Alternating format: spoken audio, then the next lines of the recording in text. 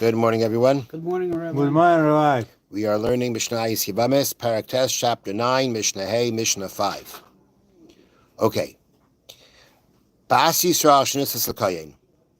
The daughter of Yisrael married a Kohen. Toicha b'Truma. She may eat Truma. Right?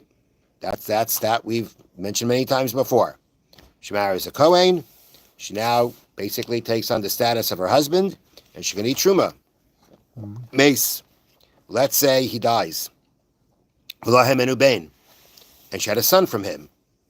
Toicha b'Truma. She can continue eating Truma because her husband or any descendant from that marriage with this Kohen allows her status to continue as being continues the status of her husband, and she can continue eating Truma.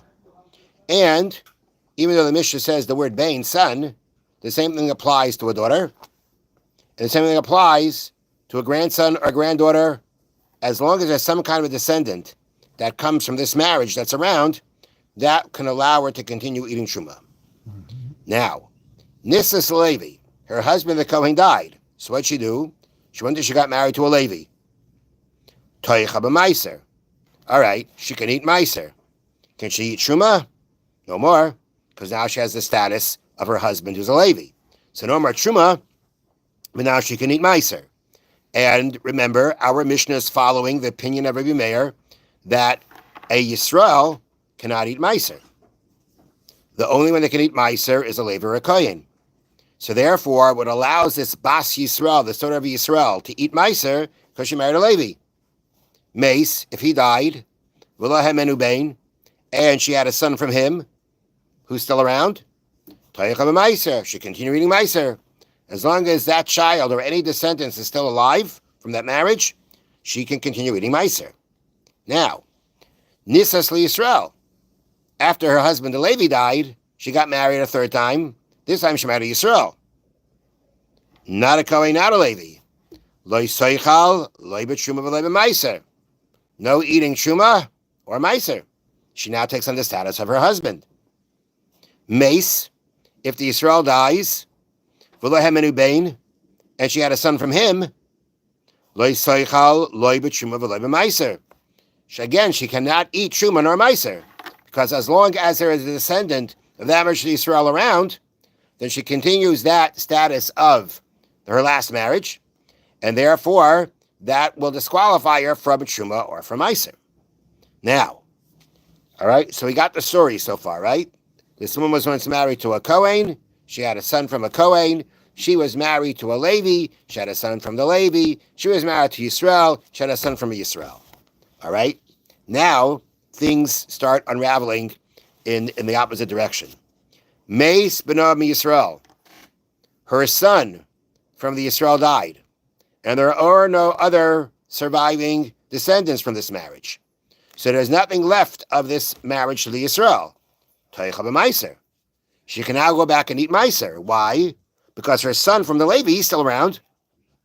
And through him, she can revert back to her status of being like her husband, the Levi, and she can eat maiser because he's still around.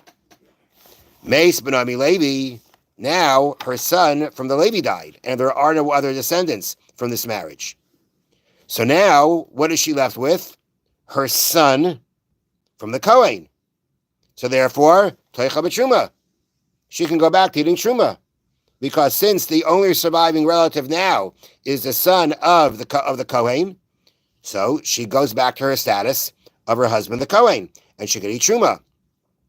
Meis b'nami Kohen.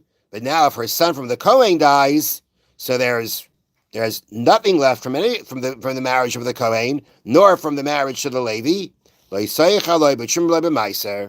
She cannot eat neither truma nor meiser, because now she's just a Bas Yisrael with no connection to the Kahuna or to the Levia.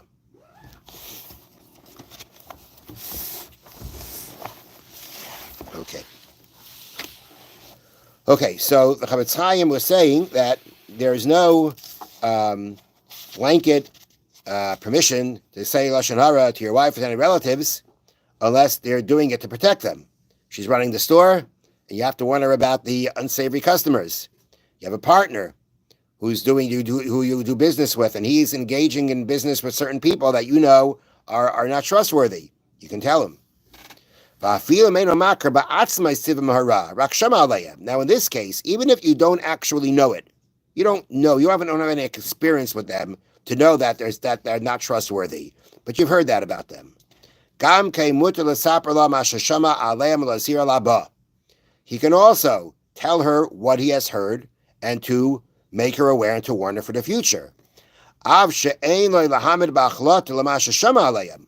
Even though clearly you're not allowed to believe what you've heard, nonetheless, but nonetheless, to consider it a possible concern and therefore to protect yourself, that you have permission to do.